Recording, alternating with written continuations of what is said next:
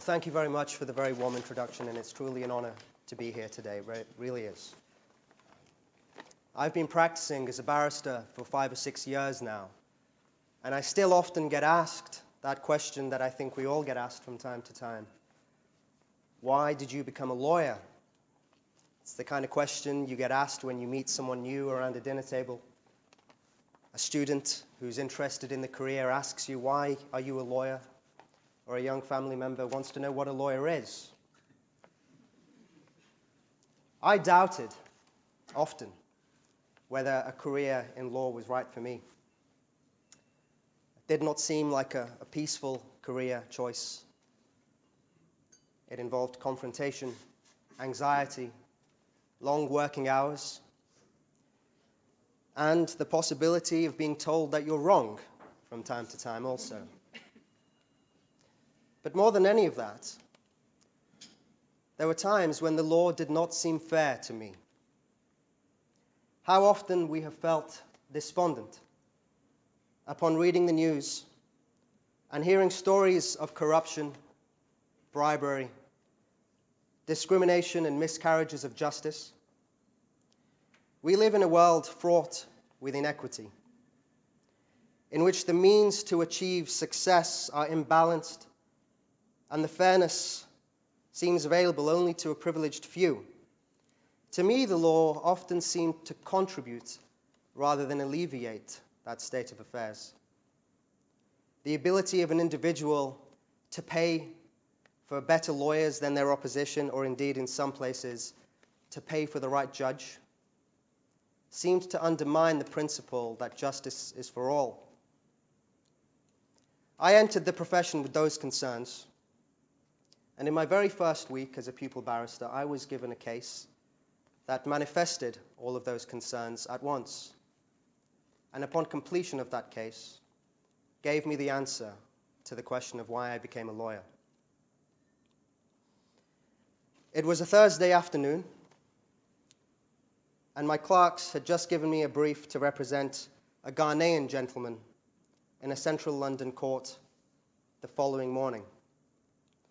The case was a bail application seeking the release of an immigration detainee. My instructing solicitors were the Immigration Advisory Service, one of the country's leading legal aid providers for migrants and refugees in the UK. It was obvious from the documents that I had been provided that the papers were incomplete, and I called the firm several times and received no response. I had to make do with the information that I had and the guidance of my colleagues. It was my first case of this kind, and I stayed up anxiously all night preparing to make sure that I did the best that I could. The gentleman from Ghana had been present lawfully in the UK for approximately 10 years, but his leave to remain had expired shortly before that hearing. He had fallen in love with an Irish lady, and they intended to marry. They were both 28 years old. At that time, in this country, authorization was required from the Home Office to get permission to marry. Together, they had made 3 applications to obtain such authorization, and each time the Home Office replied that more evidence was required of their intentions to get married. Immediately after the 3rd rejection, the UK Border Agency entered their home, arrested him, took him into immigration detention, which is a high-security prison environment. The decision to detain requires no court order, no judge, no hearing, and no notice given to the individual. Because his leave to remain had now expired, the Home Office also issued him with a removal order for his forced departure from the UK. And confusingly for me, the date of that removal was the day that I was instructed, the Thursday before the hearing. When I arrived to court the following morning, I did not know whether my client would still be in the country. And despite many phone calls, I had no response from the instructing solicitors. At 10 a.m., I received notification from a co-pupil that the Immigration Advisory Service, which employed 300 people and had 14 offices had gone into administration that very day. Government cuts to legal aid just 1 year before resulted in their collapse, and my client no longer had a solicitor. To my surprise, the court clerk informed me that my client was downstairs in the cells. Upon meeting him, I asked how he managed to avoid the removal. He explained that he had become aware earlier on in that week that the Immigration Advisory Service were not going to help him. He took initiative, he contacted the High Court of Justice, obtained the relevant forms, and on his own submitted an application for an injunction just 1 hour before the proposed removal. Despite the poorly drafted grounds, the consequence of his application meant that his removal was going to be deferred for several days. When I left the cell, I met the Irish lady, his fiancée. She was fragile, shaking, and very afraid of what was going to happen to her fiancé. She told me about how they met, how much they loved each other, and how they met each other's families and wanted to get married and live together in the UK. The only way that could now happen, logistically, is if that bail application was successful, because if it wasn't, he would be detained and he would be removed next week. When I entered the courtroom, the Home Office representative told me that there was only one application that day that had any chance of success, and it wasn't mine. The hearing lasted 1 hour. The judge heard evidence of the repeated attempts to obtain authorization for this marriage, of the Home Office lack of process when they detained my client, and the judge considered my client's impeccable immigration history. He heard of their family circumstances, and he saw my client's fiancée crumble into tears when the Home Office representative cross-examined her and why she couldn't simply move to Ghana. At the end of that hearing, the judge said that his mind had been changed and that he would grant bail to my client. He did not believe that detention was lawful in those circumstances. The couple were overjoyed, and the Irish fiancée reached across the table, took my Ghanaian client's hand, and whispered that she loves him. The couple did indeed get married, and they do indeed live together happily in the UK. Had that bail application been refused, he would have remained in detention and been removed from the UK later that month.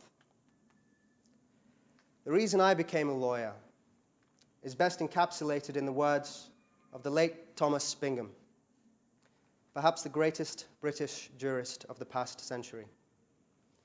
He declared that in a world divided by differences of nationality, race, color, religion, and wealth, the rule of law is one of the greatest unifying factors, perhaps the greatest.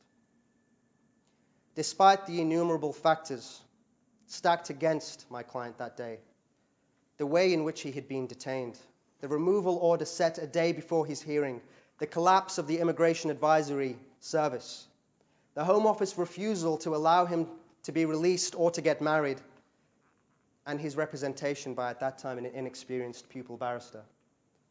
The rule of law prevailed, and justice was done. But my experience has taught me that this case was an exception. Every year in the UK, 30,000 people are detained under immigration powers, without a court order, without a court hearing. 40% of those people in detention have no legal representation, and the recent cuts to legal aid has further deprived access to justice. I founded the Habeas Corpus Project in 2014, in the year we celebrated the 800th anniversary of the Magna Carta, to help ensure that the most vulnerable detainees have access to justice. In the 18 months since we began, time and time again we are approached by individuals who do not understand why they are detained, do not know how to challenge their detention, and sometimes have been the victims of rape and torture, who suffer from post-traumatic stress disorder and have suicidal intentions. Indeed, many have committed suicide in immigration detention. And yet, despite all our efforts, our capacity allows us only to assist the very tip of a very large iceberg. Perhaps that is why Michael Fordham, QC, a Deputy High Court judge, described immigration detention as the most pressing rule of law issue of our era. It is my belief, shared by many, that representation for these people should be provided by a system of legal aid. However, faced with the stark choice of allowing destitute individuals to be deprived of liberty without access to justice, or continue and use the skill, knowledge, and experience that we all possess as lawyers to give a voice to those people, no matter what their nationality, race, color, religion, or wealth, I consider it our duty as lawyers to uphold the rule of law. Since the Habeas Corpus Project began, we have provided legal advice and representation to approximately 130 detainees from 35 different nationalities. We have secured the release of 21 who did not have representation prior to the Habeas Corpus Project. This has been a tremendous achievement for us, but it has been difficult. In our first year, I was required to work full-time without remuneration.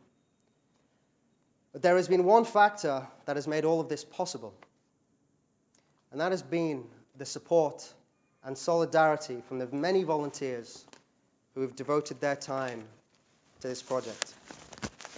When I first began, I was contacted by Stash and Amy. Before we even had charitable status, and they invited us to your office downstairs. And they extended a hand of solidarity that gave us not just the capacity, but the willpower and the encouragement to survive that first year. They have continued relentlessly to provide every possible facility at our disposal. And it is because of that support that even when we cannot rely upon our own government, I believe that as lawyers, we can rely on each other to uphold the rule of law. And I want to give a toast to Stash and Amy in particular, and to everyone else who has lended their support to the Habeas Corpus Project. May it continue. Thank you.